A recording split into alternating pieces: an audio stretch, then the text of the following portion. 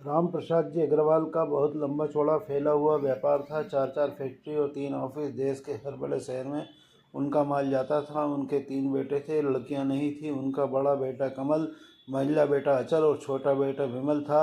राम प्रसाद जी की पत्नी का देहांत 10 साल पहले ही हो चुका था और पत्नी के देहांत के बाद पत्नी के गम में पल पल करके राम प्रसाद जी भी संसार को छोड़कर चले गए थे पत्नी के पास। अब उनका बड़ा बेटा कमल और अमल ही सारे व्यापार संभालते थे, क्योंकि उनका व्यापार काफ़ी फैला हुआ था और बहुत ही बड़ा व्यापार था। दोनों बड़े भाई पैसे कमाने में इस कदर लगे रहते थे कि वह अपनी बीवियों को समय ही नहीं दे पाते थे।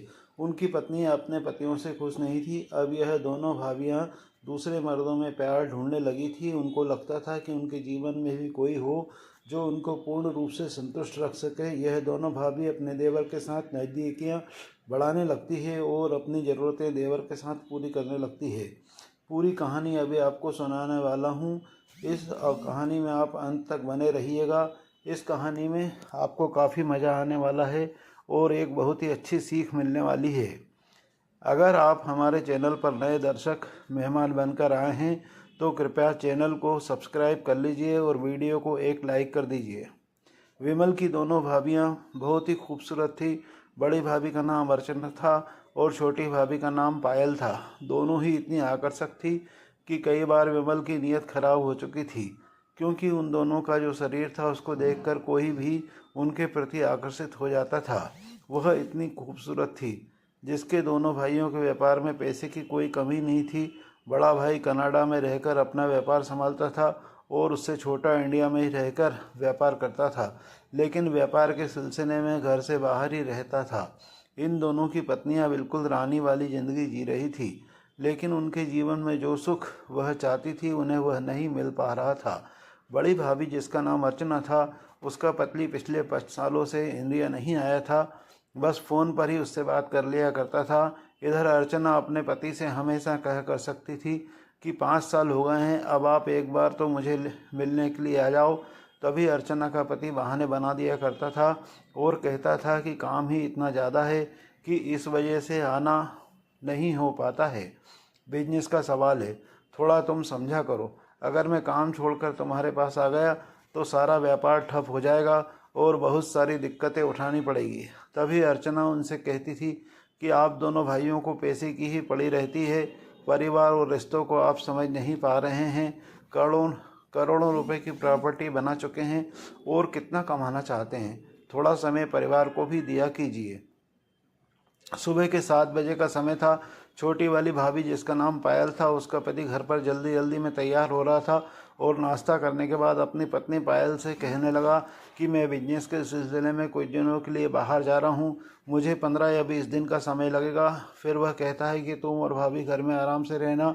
किसी भी चीज़ की दिक्कत हो तो इतने सारे नौकर हैं, तुरंत मंगवा लेना, नहीं तो मुझे कॉल कर देना। यह कहते कहते वह घर से निकलता है, लौटकर वापस आता है और फिर पत्नी से कहता है कि एक बात मैं तुम्हें बताना ही भूल गया कि मेरा छोटा भाई विमल, जो कि पढ़ाई के लिए विदेश गया हुआ था, वह आ रहा है, यहाँ रुकेगा, फिर दूसरे वाले ऑफिस की ब्रांच को वह संभालेगा और यहाँ से चला जाएगा। जब तक तुम दोनों उसका ख्याल रखना, उसको कोई दिक्कत परेशानी ना हो। जाते हुए पायल का पति यह कहकर चले जाता है और जब अगले दिन आता है तो पायल किचन में अपने लिए काफ़ी बना रही थी। तभी डोरबेल बजने लगती है। जब दरवाजे पर उसका देवर विमल खड़ा हुआ था, जो कि देखने में बहुत ही सुंदर और अच्छी पर्सनालिटी का लड़का था। कुछ देर तक पायल संजीव को देखती रहती है और विमल भी अपनी भाभी को लगातार देखे जा रहा था। दोनों लोगों के मन में इस समय एक दूसरे के प्रति कुछ भावनाएं जागृत हो गई थी। उसे देखकर अपने दिल ही दिल में वो काफ़ी खुश हो गई थी और विमल भी अपनी भाभी की इतनी सुंदरता देखकर अपने मन में काफ़ी कुछ सोचने लगा था। तभी पायल कहने लगी कि संजीव, तुम तो एकदम से बदल गए हो, इतने हैंडसम लग रहे हो, किसी मॉडल की तरह हो गए हो, जल्दी से अंदर आ जाओ। पायल उसका हाथ पकड़कर उसे अंदर ले जाती है और उसे सोफे पर बैठने के लिए कहती है। सोफे पर बैठ जाता है तो उसके लिए जूस लेने जाती है। बड़ी भाभी आ जाती है और जब वह विमल को देखती है तो उसके लगातार टकटकी लगाकर देखने लगती है। लो जूस पियो विमल, विमल जूस पी रहा था और दोनों भाभियाँ उसको लगातार घूरे जा रही थी। और अब तो अर्चना ने अपने मन में सोच लिया था कि इसी की तो मुझे ज़रूरत है, मुझे विमल चाहिए, मैं इससे अपनी ज़रूरत पूरी करवाऊंगी। क्योंकि इन लोगों ने विमल को एक ही नज़र में पसंद कर लिया था और विमल ही इनको लगातार देखे जा रहा था। लेकिन दोनों भाभियाँ एक दूसरे से इस बारे में कुछ नहीं कह रही थी। उसके बाद पायल उसे कमरे में लेकर चले जाती है और उसका कमरा दिखाती है।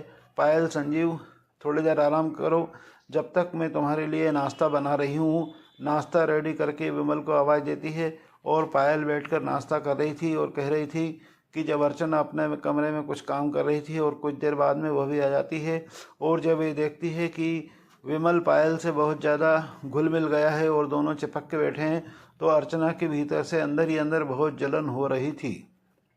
फिर भी आकर वह बैठ जाती है और उन लोगों से कहने लगती है कि आखिर इतनी हंसी मजाक किस बात की चल रही है। तीनों बैठकर नाश्ता करने लगते हैं। नाश्ता करते समय ही विमल से कहने लगती है कि विमल, एक बात बताओ, हम दोनों में ज़्यादा खूबसूरत कौन है? यह बात सुनकर संजीव थोड़ा परेशान हो जाता है और कहता है कि भाभी, यह कैसा सवाल कर रही हैं आप दोनों ही बहुत खूबसूरत हैं, मुझे तो आप दोनों ही बहुत पसंद हैं, आप ऐसा सवाल क्यों कर रही हैं? दोनों भाभी की तारीफ़ें कर वह मीठी मीठी बातें करने लगता है और इसी तरह संजीव दोनों को अपनी बातों में उलझा लेता है। अब दोनों भाभी संजीव की बातों से काफ़ी खुश हो रही थी, जिसकी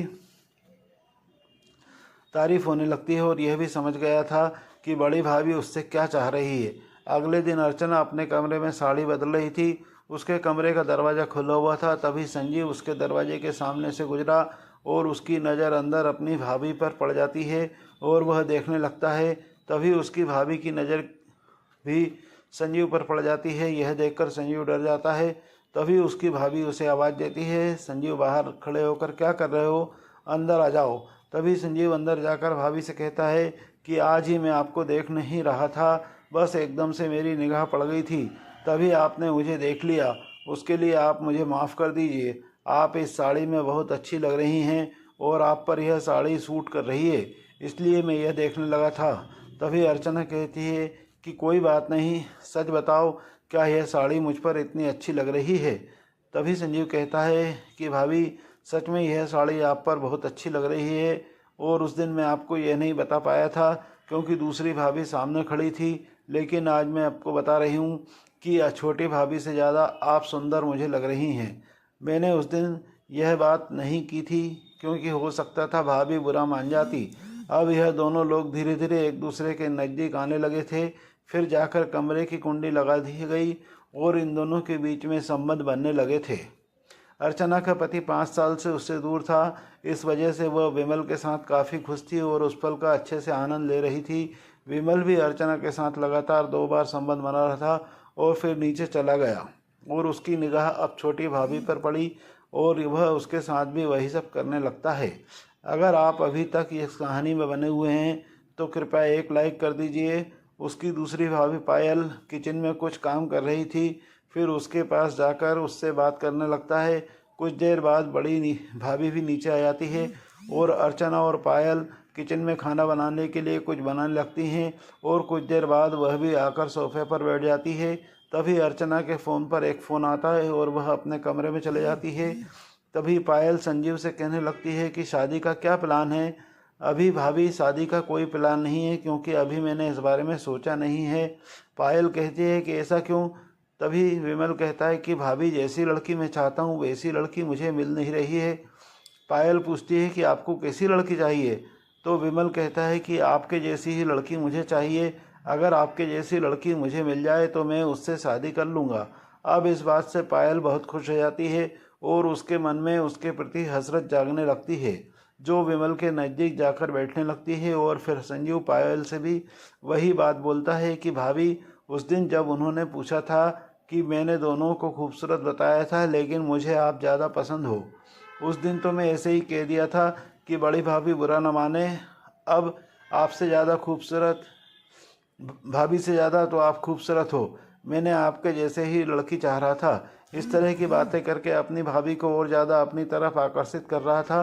तभी पायल कहती है कि अब मैं आपकी हूँ, तुम आप जैसा चाहो अपने साथ कर सकते हो। और रात का समय हो जाता है और वह सब अपने कमरे में चले जाते हैं। पायल अपने कमरे में लेटे हुए संजीव के ख्यालों में ही खोई हुई थी और वहीं सभी अपने कमरे में लेटे हुए संजीव और अपने बारे में सोच रही थी। इन दोनों की आंखों के सामने वही सब दृश्य बार बार घूम रहे थे और यह दोनों अपने आप काफ़ी आनंद महसूस कर रही थी। तभी कुछ देर बाद अर्चना के फ़ोन पर नोटिफिकेशन आया। उसको एक वीडियो दिखाई देती है। जैसे ही वह वीडियो को डाउनलोड करके देखती है, उसको पैरों तले ज़मीन खिसक जाती है। उसका शरीर एकदम कांपने लगता है कि तभी उसके पति का फ़ोन आ जाता है और वह उससे कहता है कि पायल, बहुत दिन हो गए हैं, मैं घर पर नहीं आया हूँ, बस ऑफिस का काम निपटा दूँ और फिर मैं आने वाला हूँ। इतनी बात होती है और फिर फ़ोन कट जाता है। लेकिन उस वीडियो को देखने बाद पायल की नींद उड़ जाती है और वह काफ़ी देर तक कमरे में इधर से उधर घूम रही थी। उसको किसी प्रकार से भी चैन नहीं पड़ रहा था। फिर वह नीचे उतर कर आ रही और रूम में तो वह देखती रह गई कि उसकी जेठानी अर्चना पहले से ही बैठी हुई थी और काफ़ी परेशान लग रही थी। अर्चना पायल को देखकर उससे कहने लगती है कि क्या हुआ पायल, क्या तुम्हें नींद नहीं आ रही है इतनी रात को? तुम यहाँ पर क्या कर रही हो? पायल कहती है कि ऐसी कोई बात नहीं है, बस मुझे नींद नहीं आ रही थी इसलिए मैं यहाँ आकर बैठ गई। तभी अर्चना कहने लगती है कि तुम्हारा चेहरा बता रहा है कि कुछ परेशानी है। तब अर्चना पायल से कहती है कि क्या तुमने विमल के साथ कुछ किया है? यह बात सुनकर पायल चुप जाती है और अर्चना से कहने लगती है कि नहीं दीदी, और आपस में बात करने लगती है कि आखिर यह वीडियो किसने बनाया है और इस तरह का कार्य कौन मेरे साथ कर रहा है। दोनों भाभी इसी बारे में बात कर रही थी कि विमल वहाँ पर आ जाता है और कहता है कि क्या बात है, आज हमारी दोनों भाभियों को नींद क्यों नहीं आ रही है? आप दोनों एक साथ परेशान क्यों बैठी हुई हो? दोनों भाभी हैरानी वाली नज़र से विमल को देखने लगती है। तभी विमल कहता है कि आप दोनों ज़्यादा परेशान मत होइए और दोनों भाभियों को उस पर बहुत गुस्सा आ जाता है। वह विमल से कहते हैं कि तुमने ऐसा क्यों किया? तभी पायल बोली, विमल तुमने भाभी के साथ अच्छा नहीं किया है। मुझे तो मेरे पति यही रहते हैं तो बीच बीच में उनका संसर्ग मिल जाता है, लेकिन भाभी को तो भैया छोड़कर 5 साल से विदेश में बैठे हैं तो उनकी तो 5 साल से भूख बढ़ रही है। तो अगर उन्होंने तुम्हारे साथ सो गई तो कौन सा बुरा किया? तुम्हें ऐसा नहीं करना चाहिए था, तुम वह वीडियो डिलीट कर दो।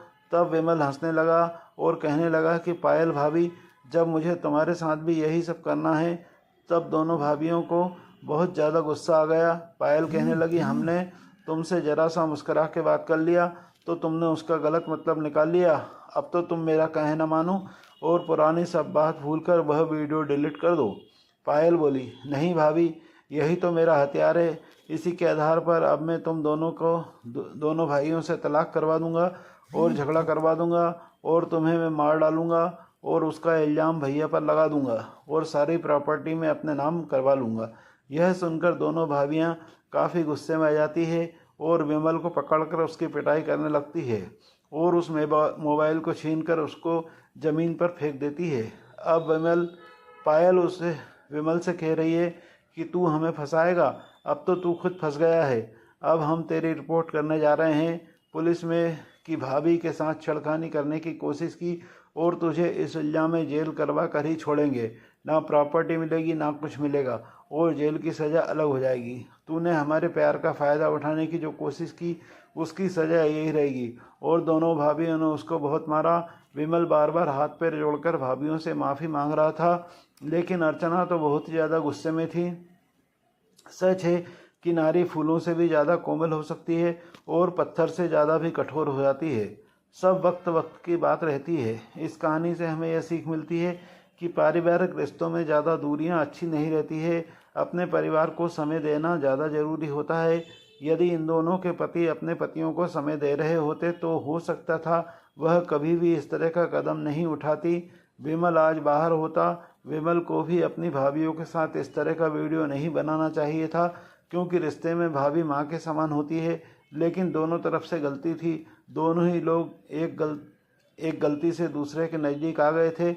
इसमें सिर्फ कमी उनके पतियों की थी जो अपनी पतियों से इतनी दूर बनाकर रखते थे। अगर आपने पूरा वीडियो देखा और आपको पसंद आया तो कमेंट में यस लिख दें। दोस्तों, इस कहानी को सुनाने का उद्देश्य किसी के मन को ठेस पहुंचाना नहीं है, किसी की भावनाओं को ठेस पहुंचाना नहीं है, किसी भी प्रकार की चिंता को बढ़ावा देना नहीं है। इस कहानी का उद्देश्य एक सटीक जानकारी देकर, एक टेक्स्ट संदेश देकर समाज को जागरूक करना है। इस कहानी का उद्देश्य समाज में हो रहे विघटन के प्रति जागरूकता लाना है। कहानी आपको कैसी लगी कमेंट में बताइएगा। जाते जाते वीडियो को एक लाइक कर दीजिएगा और हो सके तो अपने दोस्तों व रिश्तेदारों के साथ शेयर कर दीजिएगा। लिखने में कोई त्रुटि हुई तो क्षमा।